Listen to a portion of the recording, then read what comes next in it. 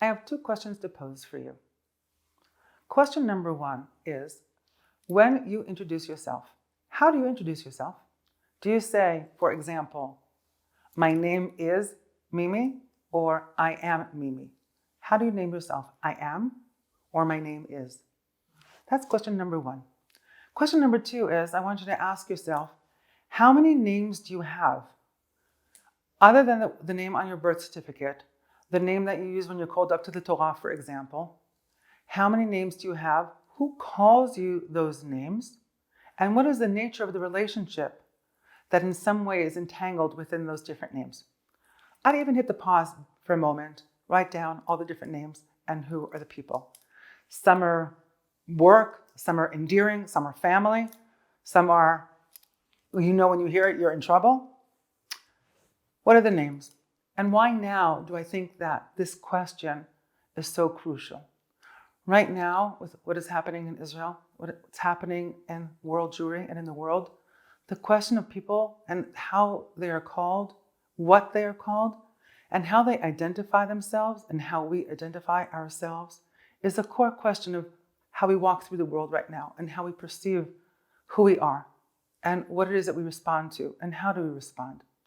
So the question that happens after Yaakov struggles all night with the angel, and so many commentaries about struggling with the dark sides within ourselves. And we all, I think, are having multiple conversations with ourselves simultaneously right now. And who's talking to who when we talk to ourselves, and what voice, and what name is connected to that voice that's asking and posing questions and thoughts that possibly we couldn't even imagine we would think them or we're capable of thinking them. There's a reason why Adam names the animals. Naming is an element of ownership, of presence, of consciousness. And when Yaakov asks for a blessing, what he's receiving is two names, a new name. Until that moment, he was Yaakov. Now he's Yaakov and Yisrael. Yaakov, we know in the mystical traditions, is a contracted consciousness, and Yisrael is an expanded consciousness. They're motifs of the way we understand ourselves. Also, sometimes our thinking is very limited and very concrete.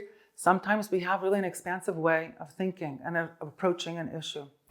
Reb Levi Yitzchak of Berditcher, the Hasidic master of the 19th century, he speaks of people that are in some way in dialogue with God all the time, and some people that when they're in shul or when they're davening or when they're learning, they're in some kind of communion with the divine, and then otherwise they're in the streets and they're walking around doing their thing.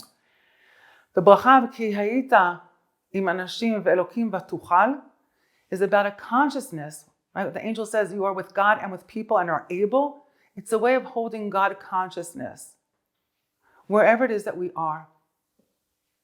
I want to say that in these times, the conversations that we're having with God, about God, in the presence of or the absence of, those are different ways in which we perceive ourselves. And I want to say maybe possibly different voices within ourselves have different names. But naming is a question of ownership as well.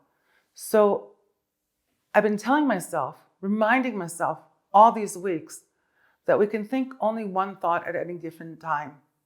Sometimes I look at my thought and I have to shift it. But we can feel multiple feelings simultaneously. 4 chambers of our heart. We can think one thought, but we can feel multiple emotions. Being able to name our emotions will enable us to be with them. And I want to say also to be in multiple worlds simultaneously. Our head, only one thought. Our heart, multiple emotions. Name them. Do you feel that, or I am? Also a question to answer yourself this Shabbat. Shabbat.